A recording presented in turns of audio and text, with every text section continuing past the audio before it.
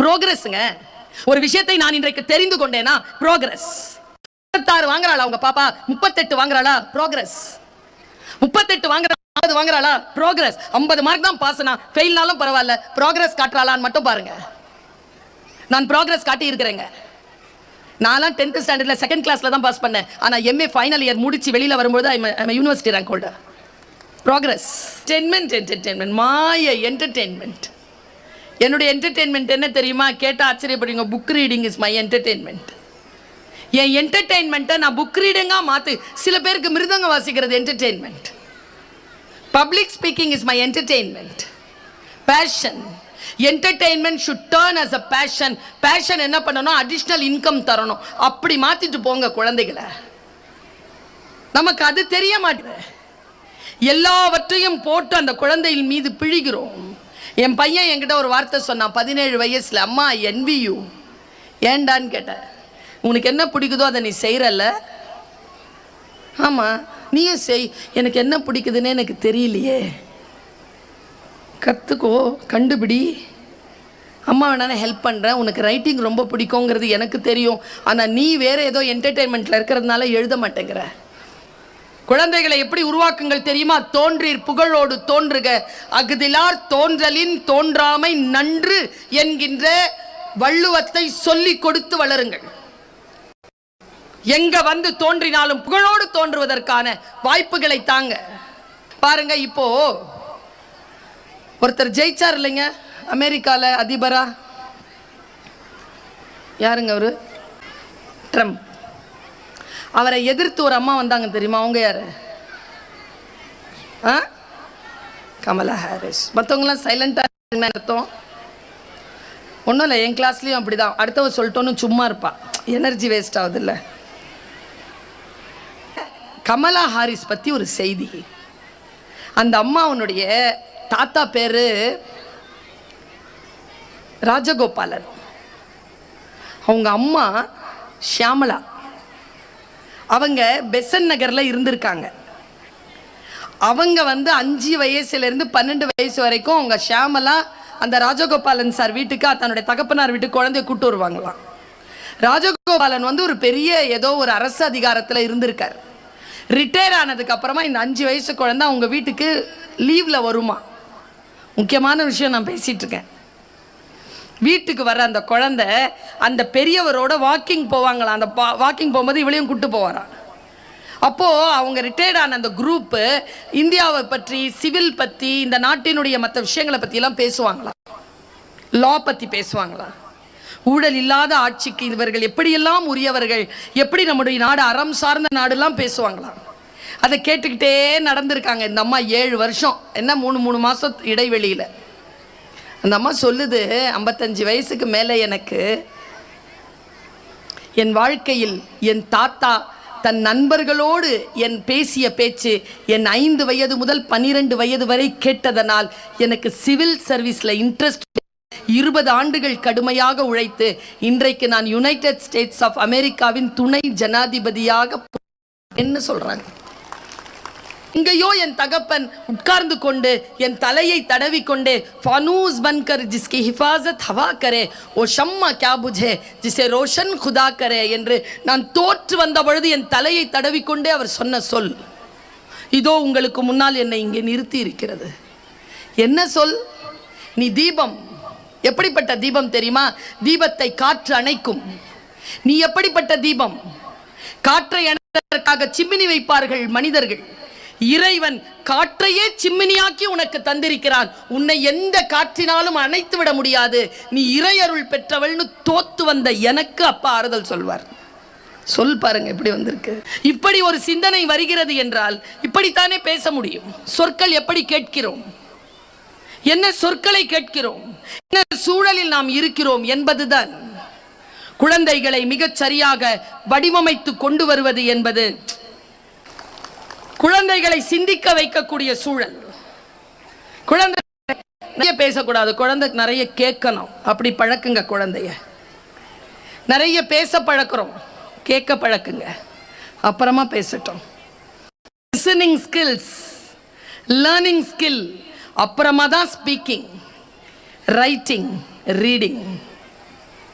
இந்த ஸ்கில்ஸ்க்கு முதல்ல listening skills.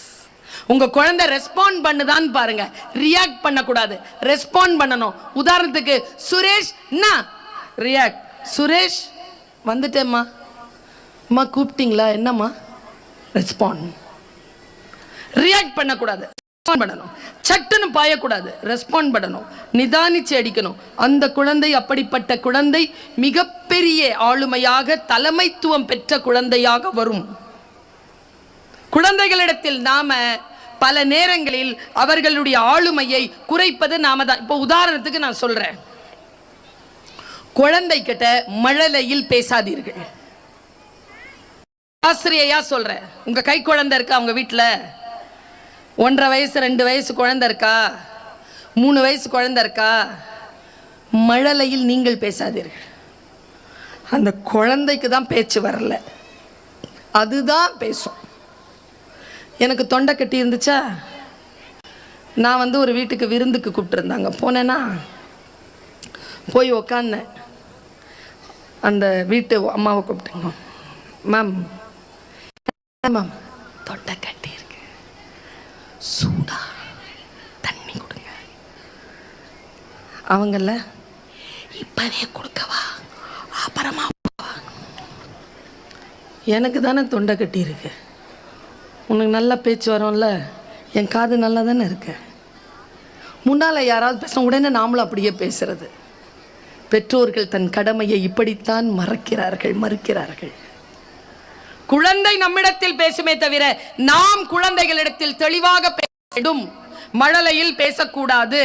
இன்னொரு செய்தி சொல்லிட்டு போறேன், எனக்கு ரொம்ப பிடித்தமான ஒரு செய்தி இது. உங்களுக்கு எப்படி புரியுதுன்னு எனக்கு தெரியல, ஆனா புரிஞ்சுக்கணும். புரிந்த தாய் தகப்பன்மார்கள், புரிந்த இளைஞர்கள், இங்க உட்கார்ந்து இருக்கக்கூடிய தொழில்நுட்ப வல்லுநர்களையும் சேர்த்து தான் சொல்லுகிறேன். நான் சொல்ற விஷயம் தனி மனிதர்களுக்குரியது.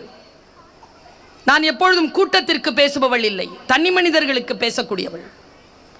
என்னுடைய பேச்சினால் ஒருவருடைய வாழ்க்கையில் மாற்றம் நிகழ்ந்தால் இந்த உலகத்தில் எந்த மாற்றம் நிகழாது. ஆனால் யாருடைய உலகத்தில் மாற்றம் நிகழ்கிறதோ அந்த உலகத்தில் மாற்றம் நிகழும். நல்ல பேச்சாளர் யார் தெரியுமா? பேசிட்டு போறவங்க இல்ல, போனதுக்கு அப்புறம் பேசிக்கிட்டே இருக்கிறவங்க. போனதுக்கு அப்புறம் உள்ள பேசிக்கிட்டே இருக்கிற மாதிரி ஒரு மேட்டரை சொல்லிட்டு போறேன். ராமாயணத்தில் எனக்கு ரொம்ப பிடிச்சமான கேரக்டர் ஒன்று உண்டு. இப்போதான் தில்லி கம்பன் கழகம் எனக்கு கம்பன் நாவுக்கரசிங்கிற ஒரு பட்டத்தை கொடுத்தாங்க. 4 நாட்களுக்கு முன்னால் தமிழ்நாடு அரசின் சொல்லின் செல்வர் விருது பெற்று உங்கள் முன்னால் முதல் மேடை. அதனுடைய போக்கு ரொம்ப பிடிக்கும். காலம் எனும் ஆழியிலும் காற்று மழை ஊழியிலும் சாகாது கம்பன் அவன் பாட்டு, அவன் தலைமுறைக்கு எழுதி வைத்த சீட்டு. அப்படி படிப்பேன். ஒரு கேரக்டர் என்ன ஒரு 2-3 வருஷமா ரொம்ப சிரமப்படுத்திக்கிட்டு இருக்கு. நான் பேசுவதற்காக படிப்பவள் இல்லை, எனக்காக படிப்பவள்.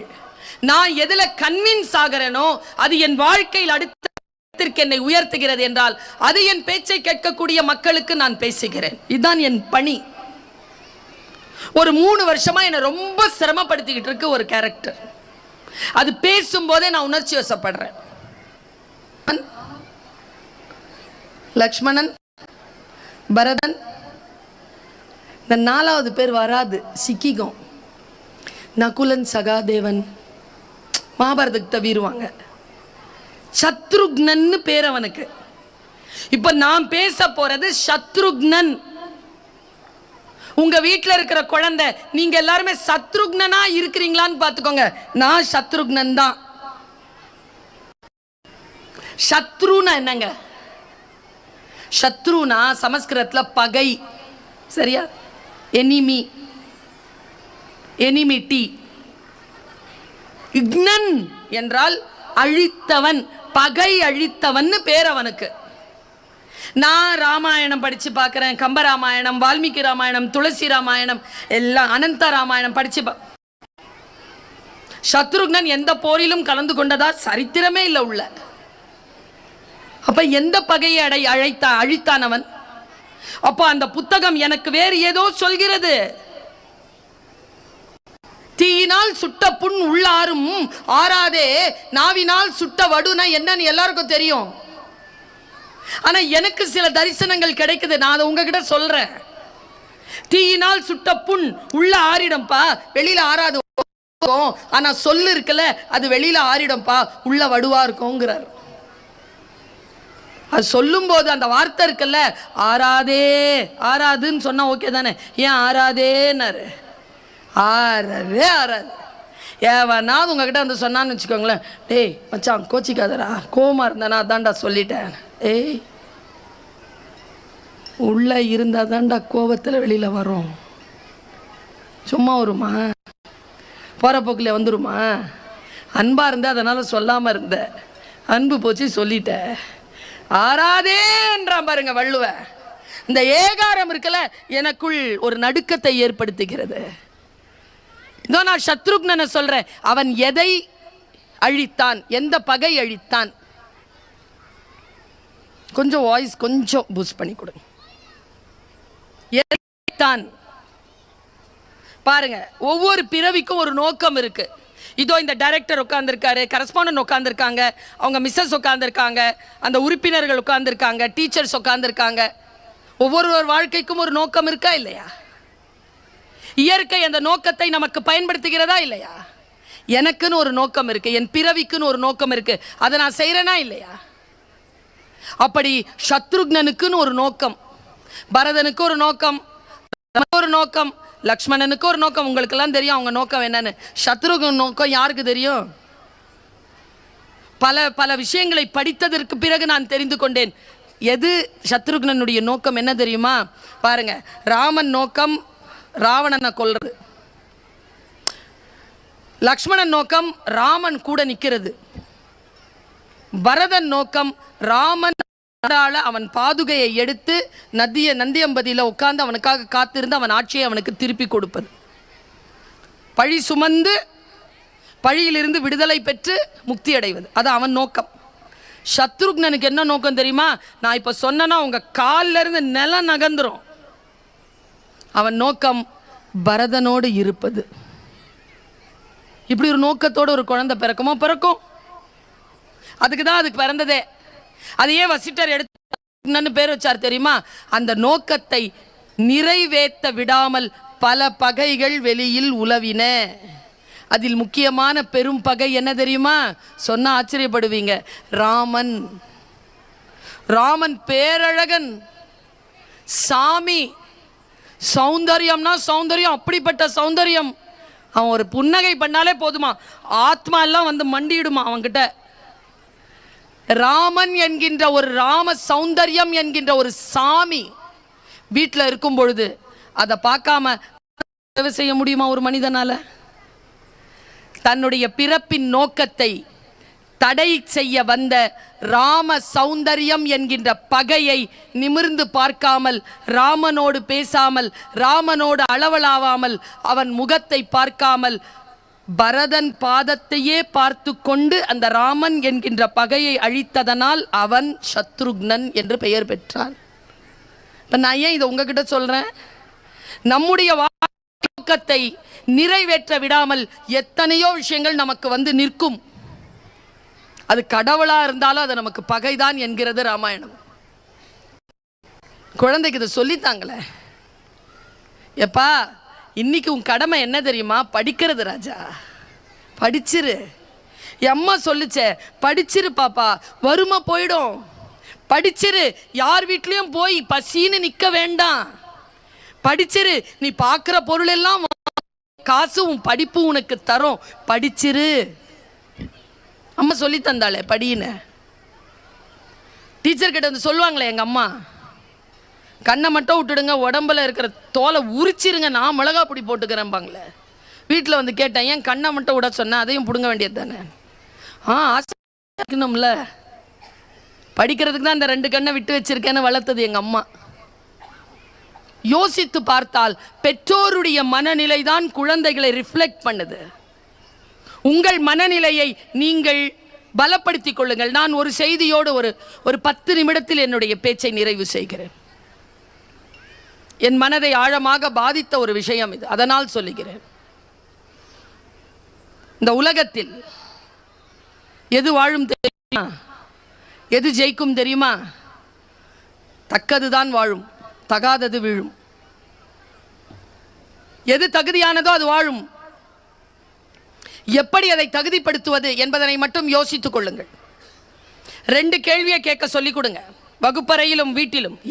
ஏன் இப்படி இருக்கக்கூடாது? Why not? ஆனால் அதற்குள்ளாக பெரியவர்களை அவமரியாதை செய்யாத வார்த்தைகள் மறைந்து இருக்கு. சைலண்டா இருக்க சொல்லிக் கொடுங்க குழந்தைக்கு. இன்னைக்கு இருக்கிற சூழ்நிலையில பெருத்த ஓசைகளால் நிரம்பி வழிகிறது வீடும் நாடும். சைலண்டா இருக்கவே தெரியல குழந்தைகளுக்கு. சைலன்ஸை சொல்லித்தாங்க. வீடு கொஞ்சம் அமைதியா இருக்கட்டும், நல்ல வார்த்தைகள் இருக்கட்டும், வாசிப்பு பழக்கம் வீட்டில் இருக்கட்டும். வெறும் வகுப்பிற்காகவும் தேர்வுக்காகவும் படிப்பது மட்டுமல்ல படிப்பு. நல்ல வார்த்தைகளை படிப்பதும் படிப்புதான். புத்தி தெரியுமாயா? படிச்சா மார்க் வாங்குறது இல்லையா படிப்பு? தக்கதுதான் வாழும். எது தக்கது என்று வெளியில் முடிவு செய்யும் உங்கள் கட்டுகின்ற கப்பல், கட்டப்படுகின்ற கப்பல் டைட்டா நல்லா கட்டப்படட்டும். கண்காணித்துக் கொள்ளுங்கள், இடையூறு கண்காணியுங்கள். நல்ல கட்டப்பட்ட கப்பல் நடுக்கரைக்கு போகும்பொழுது அதற்கு எந்த உதவியும் கிடைக்காது என்பதனை மட்டும் புரிந்து கொள்ளுங்கள். அது இங்கே எதை கட்டப்பட்டதோ அந்த வலுவில் தான் அது அங்கே அதை சந்திக்க வேண்டும், அந்த புயல்களை சந்திக்க வேண்டும். வந்த உடனே ஒரு அம்மா சொன்னாங்க என்கிட்ட, மேடம் உங்க பேச்சை கேட்காம நான் தூங்குறதே இல்லை. 10 வருஷமா சொல்றாங்க சார் இந்த வார்த்தை. எவ்வளவு வலிக்கும் தெரியுமா எனக்கு? நானே கேட்டிருக்கிறேன். என்னுடைய கண்ணாடிக்கு முன்னால் நின்று தூங்க வைக்கவா பேசுற? உன் பேச்சை கேட்டு எப்படி தூக்கம் வருது இவங்களுக்கெல்லாம்? அப்போதான் ஒரு பொண்ணு சொல்லிச்சு, இல்லை உண்மையாகவே உன் தூக்க மாத்திரை தான் உன் பேச்சு. ஏன்னா இந்த உலகம் ஸ்ட்ரெஸ் பண்ணி நம்மளை தூக்க விடாமல் தவிச்சு படுக்கையில் தள்ளும் பொழுது நாளை விடியல் உனக்காகவே காத்திருக்கிறது. நீ திறமையானவள், நீ அமைதியாக உறங்கி எழு, நாளை விடியலை சந்தி, வெற்றி உனதுதான் என்று நீ பேசுகிறாய் அலைபேசியில். அப்பொழுது எங்கள் மனம் ஆறுதல் அடைகிறது, நாங்கள் தூங்கி போகிறோம். விழித்தெழுவதற்காகத்தான் பேசுகிறேன். அதற்கு ஓய்வு அவசியம்தானே? அந்த ஓய்வுக்கான மருந்து தேவைதானே? அந்த சொல்லாக இதோ ஒரு சொல்லை சொல்லிவிட்டு போகிறேன். நீங்கள் நினைக்காத ஆபத்துகள், பேராபத்துகள் அந்த குழந்தைக்காக வெளியில் இருக்கின்றன. வருங்காலம்தான் அந்த குழந்தைகளை எடுப்பதற்கான அத்தனை உதவிகளையும் சில தியாகங்களையும் நாம் செய்தால் மட்டுமே இந்த ஆல்பா மற்றும் பீட்டா ஜெனரேஷனுக்கு கல்வியை நம்மால் போதித்து அடுத்த கட்டத்திற்கு வேல்யூஸோடு அவர்களை வளர்க்க முடியும். அதற்கான ஒரு கல்வி நிறுவனமாக இது இருக்க வேண்டும் என்று நான் எதிர்பார்க்கிறேன். இந்த கல்வி நிறுவனத்தை பார்க்கின்ற பொழுது ஒன்று மனதிற்கு படுகிறது. இன்னும் சில ஆண்டுகளுக்கு பிறகு நான் வருகின்ற பொழுது இந்த கல்வி நிறுவனம் ஆலமரம் போல் தழைத்து இன்னுமாய் நிறைய கல்வி பணிகளை செய்வதற்கான அத்தனை வாய்ப்புகளையும் பெற்று இந்த தமிழ்நாட்டில் பார்க் இன்ஸ்டிடியூஷன்ஸில் படித்த குழந்தை என்றாலே அது ஒரு பிராண்ட் நேமாக அது வந்து அந்த குழந்தைகளுக்கு மிகப்பெரிய அடையாளமாக அது வர வேண்டும் என்று என்னுடைய தமிழால் நான் நினைக்கிறேன், தமிழால் நான் வாழ்த்துகிறேன், தமிழால் நான் பிரார்த்திக்கிறேன். உங்கள் அத்துணை பேருக்கும் சொல்லுகிறேன், உங்கள் வீட்டில் இருக்கக்கூடிய குழந்தை என்னை போலத்தான். நானும் சிட்டுக்குருவி தான் நினச்சேன். என்ன வளர வளர சிறகு விரிக்கும் போது பார்த்தா சின்னதாக இல்லை, ரொம்ப பெருசாக வருது. அப்புறமா தான் தெரிஞ்சுக்கிட்டேன் நான் ராஜாளின்னு. வானத்தில் பறந்து கொண்டிருக்கிறேன். உங்கள் பிள்ளைகளையும் சிறகு விரித்து பறக்க சொல்லுங்கள். செம்புட்பறவை அது. சிறகை விரி, எழு, பற என்று அதற்கு எத்தனை ஆதரவு தர வேண்டுமோ அத்தனை ஆதரவையும் தாருங்கள். வானம் விரிந்திருக்கிறது, சேர்ந்து பறப்போம். நம் தலைமுறையை வானளாவிய நிலையில் பறப்பதற்கு அனுமதிப்போம் என்று சொல்லிக்கொண்டு அத்துணை பேருக்கு வாழ்த்துக்களை சொல்லி நிறைவு செய்கிறேன். நன்றி, வணக்கம்.